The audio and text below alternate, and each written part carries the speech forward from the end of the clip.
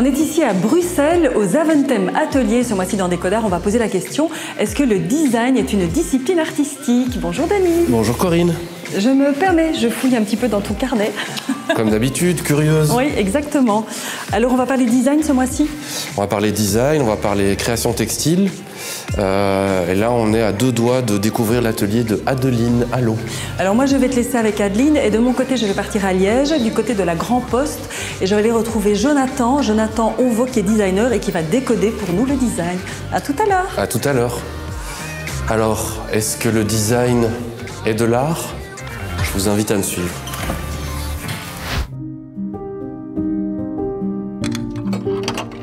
Bonjour, je m'appelle Adeline Allot, je viens de Bruxelles.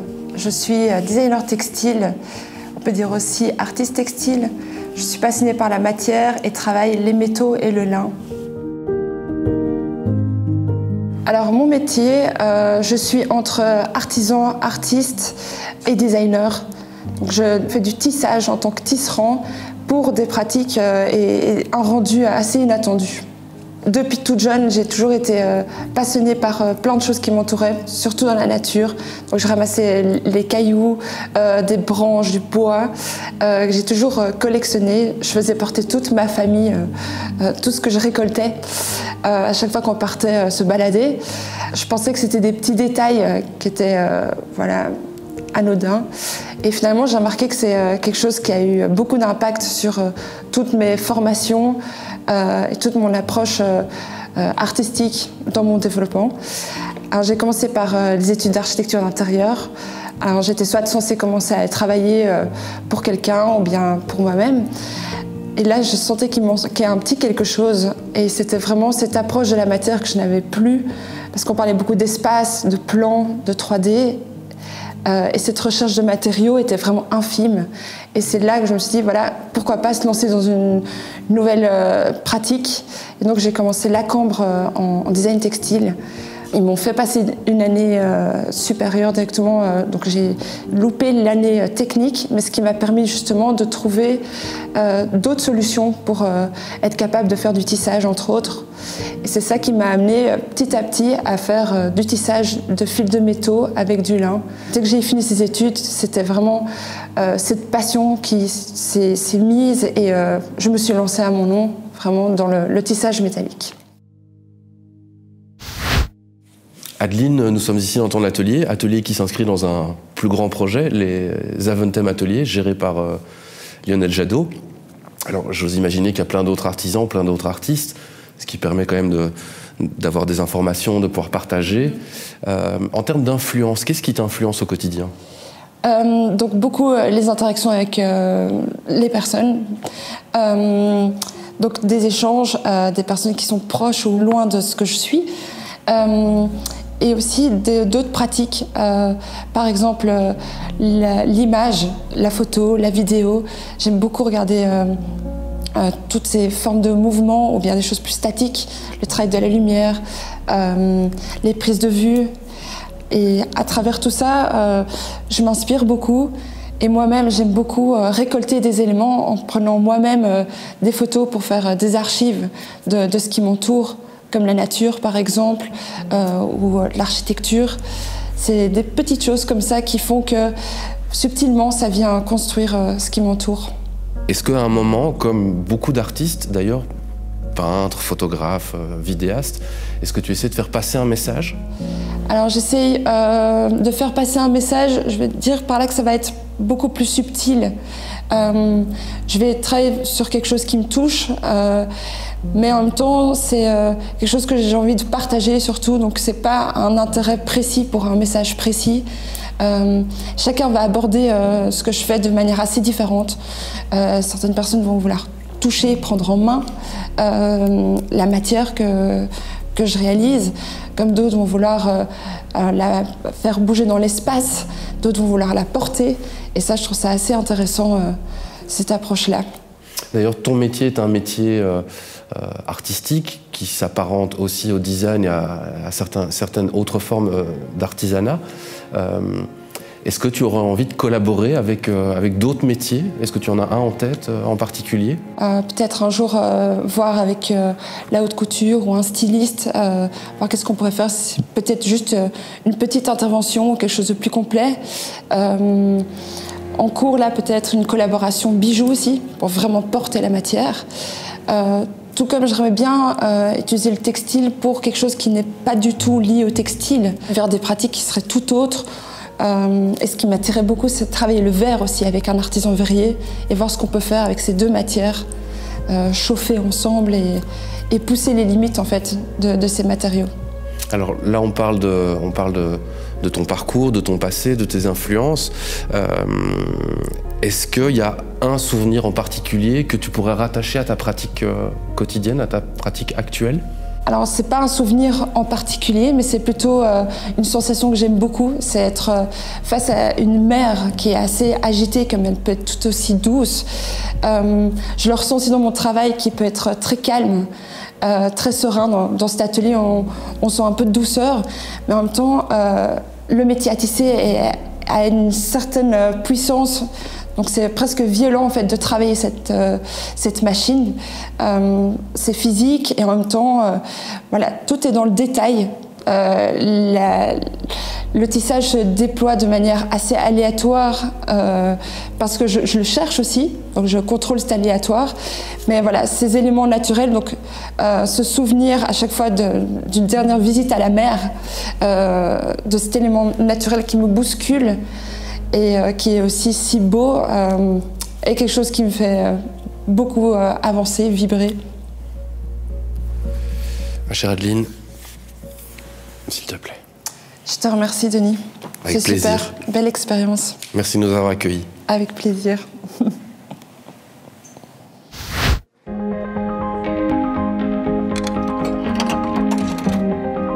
Alors pour moi, le design, en fait, c'est avant tout réfléchir à des nouvelles manières de faire des choses, pas s'arrêter juste à un aspect esthétique, mais vraiment essayer de comprendre un besoin et puis construire quelque chose autour de ce besoin. Quand on me dit design, moi, ça m'évoque avant tout du mobilier. Moi, la première chose à laquelle je peux penser, c'est au niveau architecture. Le design, ça m'évoque l'architecture, la modernité. Il peut y avoir du design dans à peu près tout et n'importe quoi. Pour moi, il y a en fait une multitude de designs, il n'y a pas forcément besoin de les qualifier d'ailleurs. Pour moi, le design graphique, on est vraiment sur comprendre l'identité d'une marque et la retranscrire.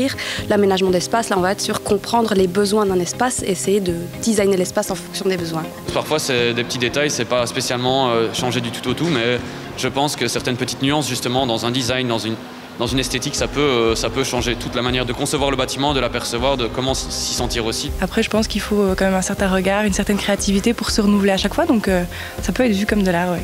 L'art de l'aménagement de l'espace, l'art de l'aménagement des couleurs, des formes, des informations, l'art de rendre quelque chose beau et utile, donc oui, c'est un art, ouais. Je dirais que c'est vraiment une discipline créative à part entière parce qu'en fait ça peut toucher, on pourrait faire du design de processus dans une banque par exemple et c'est pas forcément artistique mais par contre c'est toujours créatif.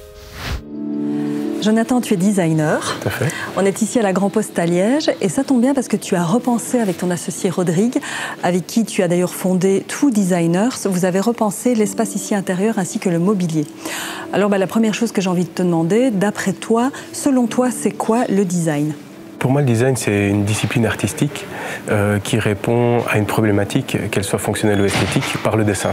Alors il y a plusieurs axes au design. Moi, j'en vois trois grands, comme ça.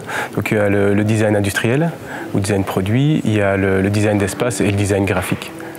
Alors, tu l'as dit, c'est une discipline artistique, parce que j'aurais pu aussi te poser cette question-là. Est-ce que c'est une discipline artistique ?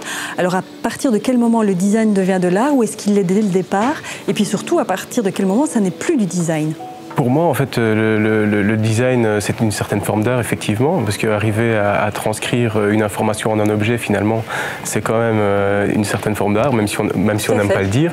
Par contre, pour nous, la discipline de design s'arrête à partir du moment où l'objet ne répond plus à sa fonction, finalement. Alors parfois, on pense aussi à certains objets de grands noms du design. Et d'une manière générale, d'ailleurs, est-ce que le design est accessible à tout le monde ou alors est-ce qu'il faut certaines explications ?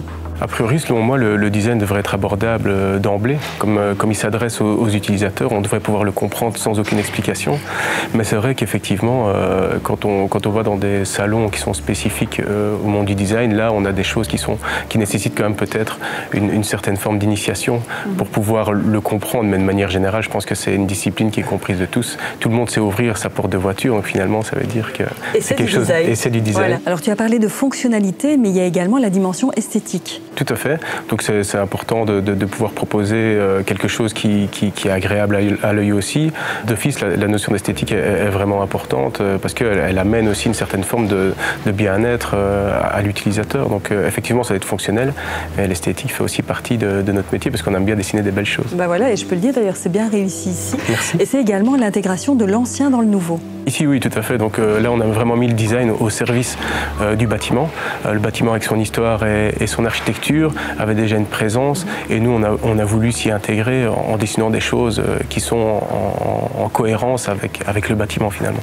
À partir de quand peut-on parler de design plutôt que d'architecture d'intérieur ? Ouais, c'est des disciplines maintenant qui commencent à... Les frontières sont vraiment assez minces. En fait, ça dépend comment on va se positionner. Mais de manière générale, on pourrait dire qu'un architecte d'intérieur va réfléchir à l'espace et que le designer va dessiner l'objet.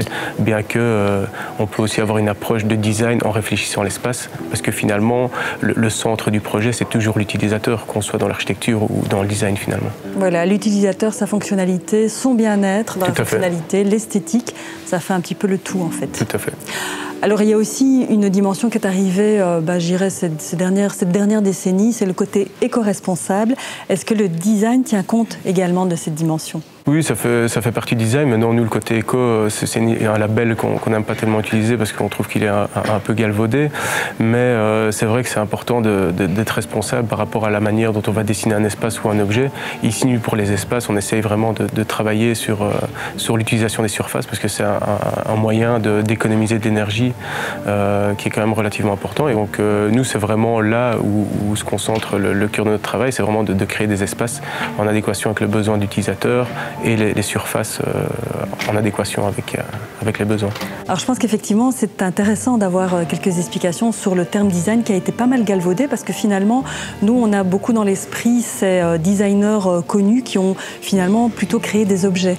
Oui, et puis maintenant, ce qu'il y a, c'est que la discipline se complexifie avec le temps, donc les besoins changent, les utilisations changent, et donc forcément, en fait, ça finit par se diviser de plus en plus, et donc c'est vrai que c'est nécessaire de pouvoir recadrer, de recomprendre. Si on prend l'étymologie du mot, si on prend la traduction simplement anglophone, ça veut dire dessiner, donc tout ce qui est dessiné serait design.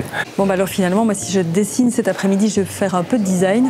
En fait, c'est une blague, mais je vais d'abord avec toi, Jonathan, profiter de l'endroit parce que c'est magnifique, donc on peut continuer la visite. Avec plaisir.